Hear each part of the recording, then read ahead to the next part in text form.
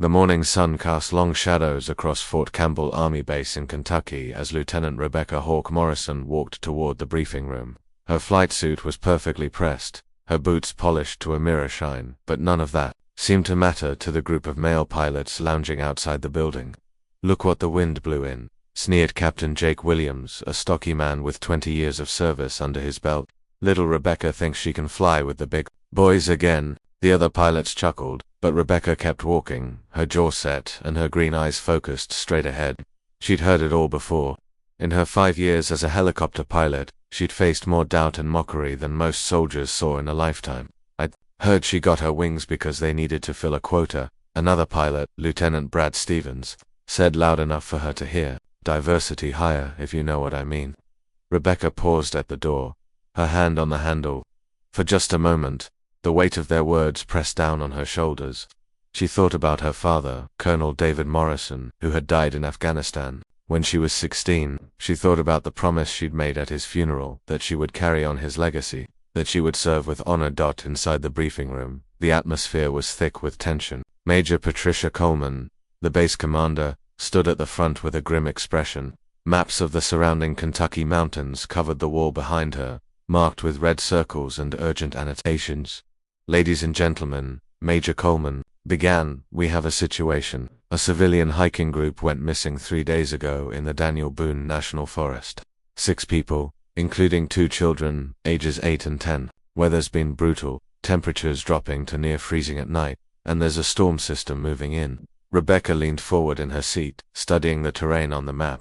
She knew these mountains. Her father had taken her hiking there countless times before his deployment. She knew every ridge, every valley, every dangerous drop. Local search and rescue teams have been out there for 48 hours with no luck. Major Coleman continued. "The terrain is too rough for ground vehicles in most areas. We need air support, and we need it now." Captain Williams raised his hand. "Ma'am, my team can handle this. We've got the experience for mountain rescue operations." "With respect, Captain," Rebecca stood up, "I know those mountains better than anyone in this room. My father and I hiked every trail out there. I can navigate that terrain in my sleep." The room fell silent. Williams turned in his chair, a smirk playing at the corners of his mouth. "Morrison, this isn't a Sunday afternoon joyride. This is real life. People's lives are on the line, which is exactly why you need the best pilot for the job." Rebecca replied, her voice steady despite the fire burning in her chest. Lieutenant Stevens laughed outright. "Best pilot? You've got what? Maybe 100 hours in actual combat conditions. Some of us have been doing this since before you could reach the pedals." Major Coleman held up her hand for silence. "The decision has been made. Captain Williams will lead the primary search team. Lieutenant Morrison, you'll provide backup support." Rebecca felt the familiar sting of being pushed aside, relegated to the bench while the real pilots handled the important work. But she nodded and said, "Yes, ma'am." As the briefing ended and the pilots filed out, Williams stopped beside her chair. "Try not to get in the way out there, Morrison, and maybe keep your radio chatter to a minimum. The professionals are working." That afternoon, Rebecca performed her pre-flight checks with extra care. Her helicopter, a UH-60 Blackhawk she'd nicknamed Guardian, was more than just a machine to her. It was her partner, her lifeline, and her chance to prove that she belonged in the sky. As she ran her hands along the rotor blades, checking for any signs of damage, she thought about the missing hikers. 2 children, probably scared and cold, wondering if anyone was coming for them. Parents who might never see their kids again if this rescue failed. "You ready for this, girl?" she whispered to the helicopter, patting the side of the cockpit. The radio crackled to life. "All units, this is base command. Weather window is closing fast. We need to get these birds in the air now." Rebecca climbed into the pilot's seat and began her startup sequence. Through her headset, she could hear Williams and his team discussing their search pattern. They were planning to cover the main trails, the obvious places where lost hikers might be found, but Rebecca knew better. In all those years hiking with her father, he'd taught her that when people got lost in the mountains, they didn't stay on the trails. They followed water, or they climbed to high ground looking for cell service, or they took shelter in places that seemed safe but were actually the most dangerous. As Guardian's rotors spun up to speed, Rebecca made a decision. She would follow orders and provide backup support, but she would also trust her instincts. Somewhere in those mountains, 6 people were counting on her to find them before the storm hit. The helicopter lifted off the tarmac, and Rebecca felt the familiar surge of freedom that came with flight. Up here, it didn't matter what Williams or Stevens or anyone else thought about her. Up here, she was exactly where she belonged. Through her headset, she heard Williams report in base. This is Alpha Team, beginning search pattern, along marked trails. No visual contact yet. Rebecca flew a parallel course, scanning the tree line with trained eyes. The afternoon sun was already beginning to fade, and dark clouds were gathering on the horizon. They had maybe 2 hours before the weather turned. Ugly Guardian 2, this is base command. Report your status. Guardian 2 is airborne and beginning secondary search pattern. Rebecca responded, keeping her voice professional, despite the frustration burning in her chest as she flew deeper into the mountains. Rebecca couldn't shake the feeling that everyone was looking in the wrong place. The missing hikers weren't following the established trails, they were lost, which meant they had gone off the beaten path. And if her father had taught her anything, it was that lost people made predictable mistakes. She banked left, heading toward a series of steep ravines that most search teams would consider too dangerous to check. It was exactly the kind of place where frightened hikers might seek shelter. Not realizing they were trapping themselves, the radio crackled again. All units, be advised. Storm front is moving faster than expected. We have 30 minutes before conditions become unsafe for flight operations. 30 minutes to find 6 people in hundreds of square miles of wilderness. Rebecca gripped the controls tighter and pushed Guardian to fly faster. Somewhere down there, 2 children were depending on her to bring them home safely, and she wasn't about to let them down, no matter what anyone else thought about her abilities. The wind was picking up, causing Guardian to shudder as Rebecca maneuvered through the mountain valleys. Through her headset, she could hear the increasing frustration in Captain Williams' voice as his team came up empty on the main trail systems. Base, this is Alpha Team. Completed sweep of sectors 1 through 4. No sign of the missing party. Beginning search of Sector 5. Rebecca studied her map, marking off the areas that Williams' team had already covered. She had a different theory about where the hikers might be. During one of her hiking trips with her father, they'd encountered a family who had gotten turned around trying to find a shortcut back to their car. Her father had explained how people think they can save time by leaving marked trails, but end up walking in circles or heading deeper into danger. Guardian 2, this is base command. What's your current position? Guardian 2 is approaching Laurel Creek Valley, following the water source downstream, Rebecca reported. She'd decided to check the creek system first. Lost hikers often followed water, thinking it would lead them to civilization. Negative, Guardian 2. That area is outside your assigned search zone. Return to backup position.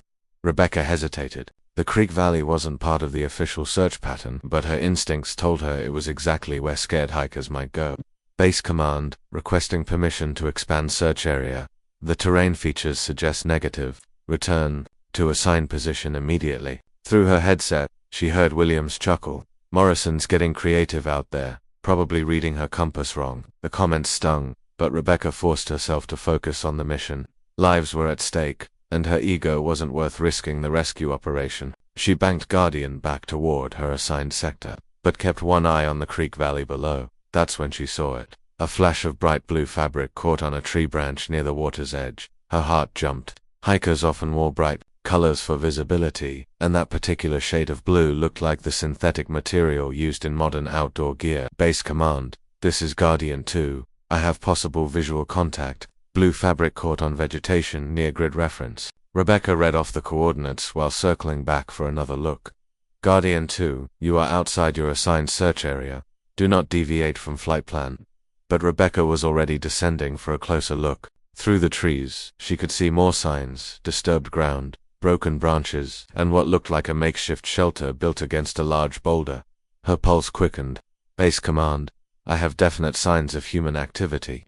Requesting permission to investigate. Negative, Guardian 2. Alpha Team will investigate. Return to your assigned sector. Rebecca watched as Williams' helicopter appeared on the horizon, heading toward her location. Part of her wanted to wait, to let the professionals handle it like they always did, but something didn't feel right about the scene below. The shelter looked hastily built, and she couldn't see any movement around it. Making a decision that could cost her career, Rebecca keyed her radio. Base command, I'm going down for a closer look. Something's not right here. Guardian 2, you are ordered to maintain altitude and wait for Alpha Team. But Rebecca was already beginning her descent. fighting the crosswinds that threatened to slam Guardian into the surrounding trees. This was what she'd trained for. What her father had died fighting for, the chance to save lives when it mattered most. As she got closer to the ground, she could see the shelter more clearly. It was definitely man-made, but it was too small for 6 people, and there were no signs of recent activity, no footprints in the soft earth, no smoke from a fire, no movement at all. But she set Guardian down in a small clearing about 50 yards from the shelter, keeping the rotors spinning in case she needed to take off quickly. Grabbing her medical kit and emergency supplies, she jogged toward the makeshift camp. The shelter was empty except for a torn piece of blue fabric and some broken branches, but there were signs that people had been here, footprints leading away from the shelter toward higher ground, and what looked like attempts to signal for help using rocks arranged in patterns. Rebecca followed the footprints, her heart sinking as she realized what had happened. The hikers had tried to make camp here, but something had spooked them into moving on. The footprints were scattered and panicked, suggesting they'd left in a hurry. Through her radio she could hear Williams approaching. Base command, this is Alpha Team. Guardian 2 has landed without authorization. I'm moving to investigate her position. Rebecca knelt down to examine the footprints more closely. 2 adult pairs, and smaller prints that could belong to children. But there were only 4 sets of tracks, not 6. Either 2 people had been left behind somewhere, or they'd split up. Both scenarios were dangerous in mountain terrain. Morrison. Williams' voice boomed across the clearing as his helicopter touched down. What the hell do you think you're doing? Rebecca looked up as Williams and his co-pilot approached, their faces grim with anger. The hikers were here, but they moved on. The tracks lead up toward Eagles Ridge, but there are only 4 sets of prints. We're missing 2 people. Williams examined the tracks himself, his expression shifting from anger to concern. You're right, but you still violated direct orders by landing without authorization. Sir, with respect, those orders might have cost us valuable time. The storm's moving in fast, and if we don't find these people soon, don't lecture me about search and rescue, Morrison. I was doing this job when you were still playing with toy helicopters. But even as he said it, Williams was studying the terrain, calculating the same possibilities Rebecca had already considered. The missing hikers were running out of time, and they were somewhere on Eagles Ridge, one of the most dangerous areas in the mountains. Rebecca's radio crackled with an update from Base Command. All units, be advised. Weather conditions are deteriorating rapidly. You have 20 minutes before mandatory return to base. It's 20 minutes to find 6 people in increasingly dangerous conditions. Rebecca looked up at the darkening sky, then at Williams, who was still examining the footprints. Captain, I know this area. My father and I climbed Eagles Ridge dozens of times.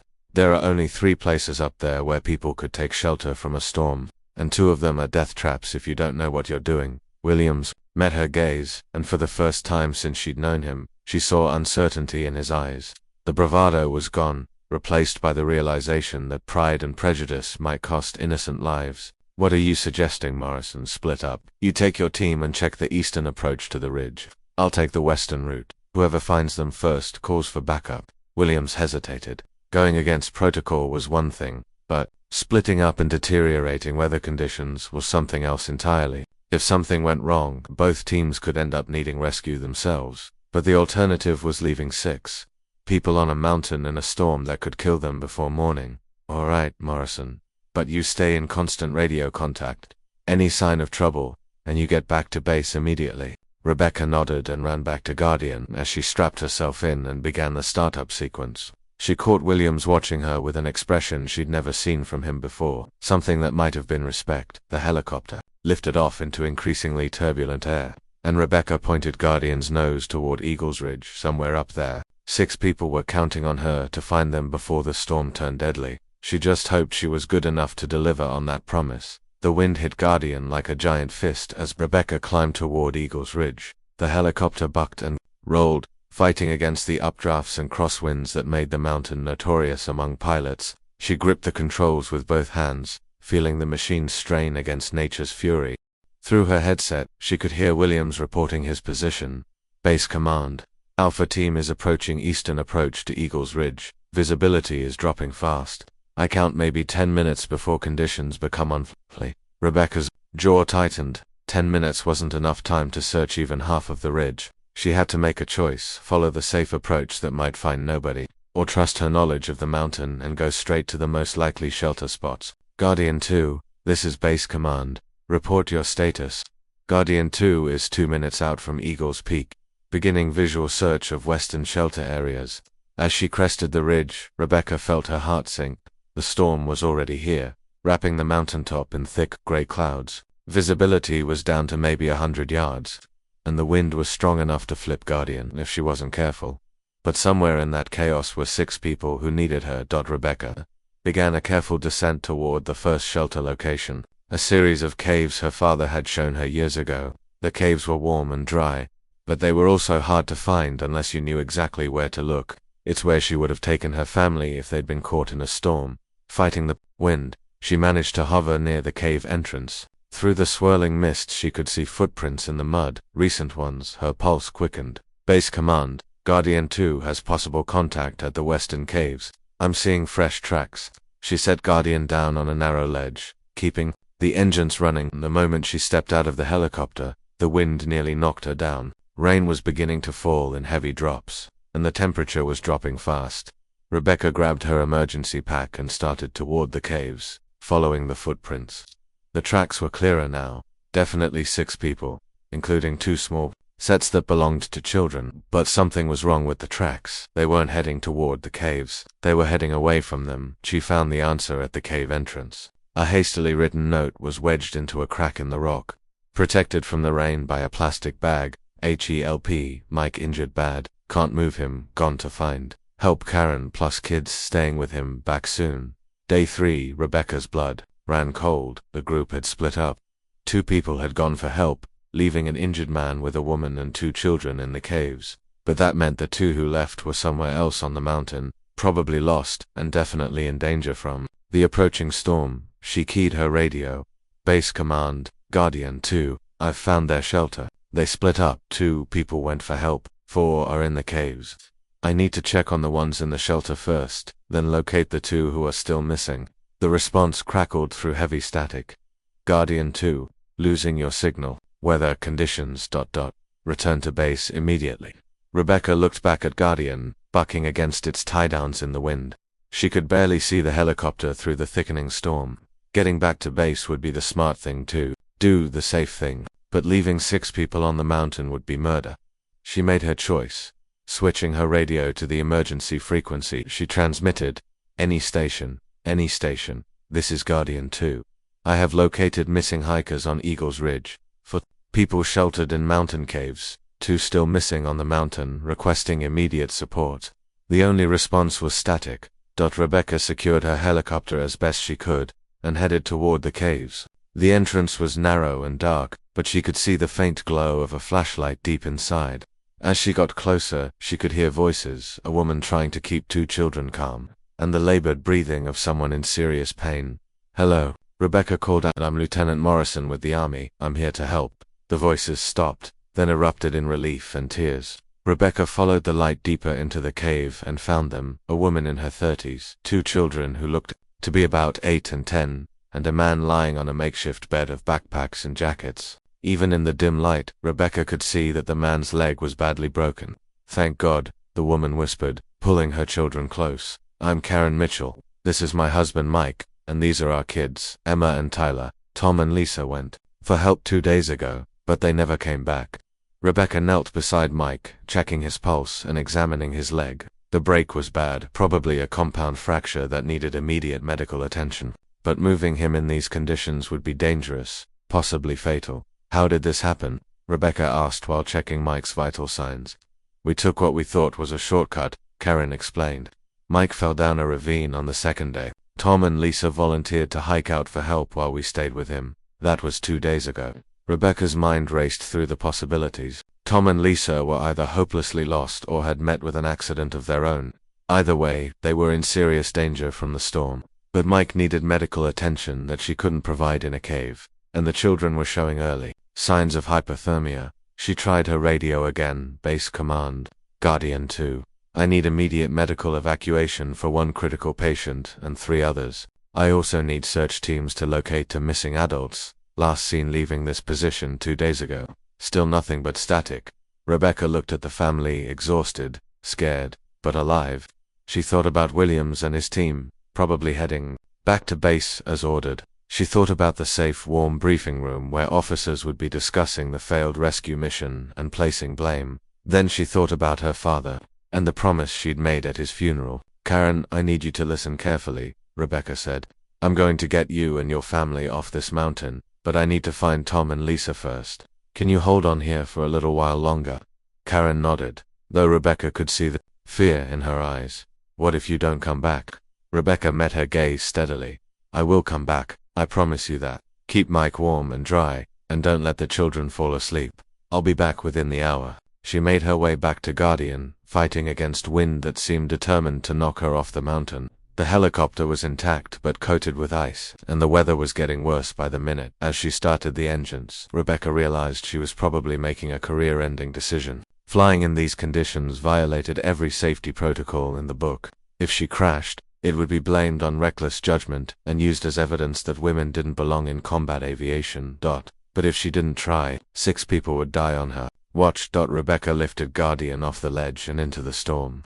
Through the swirling clouds, she could barely see 50 feet in any direction, but she knew these mountains, and she knew where lost hikers would likely go. Somewhere out there, Tom and Lisa were counting on her to find them before the mountain claimed to more victims. And Rebecca Morrison had never backed down from a fight in her life. Guardian shuddered violently as Rebecca fought to keep the helicopter stable in the brutal crosswinds. Ice was forming on the windscreen, and the visibility was down to almost nothing. Every instinct told her to turn back, but she couldn't get the image of those 2 children out of her mind. She followed the most logical route Tom and Lisa would have taken, down the western slope toward the main hiking trail. But the storm was disorienting, and in these conditions, even experienced hikers could walk in circles for hours. Through breaks in the clouds, Rebecca caught glimpses of the terrain below. The rain had turned to sleet, making the rocky slopes treacherous. If Tom and Lisa were still out there, they were in serious trouble. Her radio crackled with a weak signal. "Guardian 2, this is base command. Immediate return. Weather emergency." Rebecca tried to respond, but the static was too heavy. She was on her own now, flying blind in a storm that was getting worse by the minute. The smart thing would be to turn back, to save herself and return for the others when the weather cleared. But by then, it might be too late. She spotted something. Through the swirling mist, a flash of bright color against the dark rocks. Banking Guardian to the left, she descended as low as she dared, fighting the wind that tried to slam her into the mountainside. There 2 figures huddled against a large boulder, waving frantically at the helicopter. Tom and Lisa, alive but clearly in distress. Rebecca's heart jumped with relief, but landing in these conditions would be nearly impossible. The only flat spot within reach was a narrow shelf of rock about 100 yards away. It was barely big enough for Guardian, and one wrong move would send the helicopter tumbling down the mountainside. But it was the only chance she had. Rebecca began her approach, every muscle in her body tense with concentration. The wind grabbed Guardian and tried to throw it sideways, but she corrected with small, precise movements of the controls. 50 yards, 30, 20, The skids touched rock just as a massive gust of wind hit the helicopter. Guardian tilted dangerously toward the cliff edge, the rotor blades coming within inches of striking the rocky wall. Rebecca fought the controls, gradually bringing the aircraft back to level. She couldn't shut down the engines in these conditions. She might not be able to restart them, but she couldn't leave Guardian unattended either. It was a calculated risk, but one she had to take. Grabbing her medical kit, Rebecca sprinted across the rocky shelf toward Tom and Lisa. The couple was in bad shape, hypothermic, exhausted, and Tom had what looked like a badly sprained ankle, but they were conscious and able to walk. "Can you make it to the helicopter?" Rebecca shouted over the wind. Lisa nodded, supporting her husband as they struggled toward Guardian. Rebecca helped them into the cabin, quickly checking for serious injuries. They were cold and scared, but they would survive. "There are 4 more people in the caves," Rebecca told them as she strapped them in. "I'm taking you back there, and then we're all getting off this mountain." The return flight to Eagles Ridge was a nightmare of turbulence and 0 visibility. Rebecca flew by instinct and memory, following terrain features she could barely see. When the caves finally appeared through the mist, she felt a surge of relief that was quickly replaced by new worry. The landing spot near the caves was now coated with ice, and the wind was strong enough to flip Guardian if she wasn't careful. But Karen and her family were depending on her, and Rebecca had made a promise. She set the helicopter down with a bone-jarring thud. immediately engaging the rotor brake to prevent the blades from striking the ground in the wind. Through the cabin window, she could see Karen emerging from the caves with her children. Getting Mike out of the cave and into the helicopter was going to be the hardest part. His broken leg meant he couldn't walk, and the distance from the cave to Guardian was too far to carry him safely in these conditions. Rebecca made another decision that went against everything she'd been taught about helicopter operations. She lifted off and repositioned Guardian as close to the cave entrance as possible. The rotor wash, creating a whirlwind of debris and ice. With Tom and Lisa's help, they managed to get Mike into the cabin and secure him as best they could, and the children squeezed into the remaining seats, and Rebecca began the most dangerous takeoff of her career. Guardian was overloaded, flying in conditions that should have grounded all aircraft hours ago. The helicopter struggled to gain altitude, fighting against the storm that seemed determined to dash them against the mountainside. But Rebecca had flown in combat zones, had pushed aircraft beyond their limits when lives were on the line. This was what she'd trained for, what her father had prepared her for with all those years of mountain hiking and flying lessons. Base Command, this is Guardian 2, she transmitted as they cleared the ridge. I have all 6 survivors aboard, requesting immediate medical assistance upon arrival. The response came through clearly for the first time in hours. Guardian 2, this is Base Command. Confirm you have all 6 missing persons. Affirmative, 1 critical medical case, 5 others in stable condition. ATA to base is 15 minutes. There was a pause, then Major Coleman's voice. Outstanding work, Guardian 2, medical teams are standing by. Through her headset, Rebecca heard another transmission. Guardian 2, this is Alpha Team. Hell of a job out there, Morrison. Hell of a job. It was Williams, and for the first time since she'd known him, there was genuine respect in his voice. The flight back to Fort Campbell seemed to take forever, but Guardian held together despite the storm's best efforts. As the lights of the base appeared through the clouds, Rebecca felt the tension in her shoulders begin to ease. They'd made it. All 6 people were alive, and they were going home to their families. As Guardian touched down on the tarmac, medical teams swarmed the aircraft. Rebecca watched as Mike was carefully transferred to a stretcher, his wife and children staying close beside him. Tom and Lisa, wrapped in emergency blankets, gave her grateful waves as they were led toward the medical facility. Rebecca shut down Guardian's engines and sat back in her seat, suddenly exhausted. The adrenaline was wearing off, and she was beginning to realize just how close they'd all come to disaster. Major Coleman appeared at her cabin door. Morrison, I need to see you in my office. Now Rebecca's heart sank. She'd violated direct orders, ignored safety protocols, and put her aircraft and passengers at risk. Her career in the army was probably over before it had really begun, but as she climbed out of Guardian and followed Major Coleman across the tarmac, Rebecca realized she didn't regret her choices. 6 people were alive because she'd been willing to risk everything to save them. That had to count for something. Rebecca sat in Major Coleman's office, still wearing her flight suit, her hands folded in her lap. The silence stretched between them as the Major reviewed the incident reports from the rescue mission. Through the window, Rebecca could see Guardian being examined by maintenance crews, checking for any damage from the storm. Lieutenant Morrison, Major Coleman finally said, looking up from her papers, you violated direct orders. You flew in weather conditions that were declared unsafe for flight operations. You exceeded your aircraft's weight limitations and put yourself and 6 civilians at extreme risk. Rebecca met her commander's gaze steadily. Yes, ma'am, I did.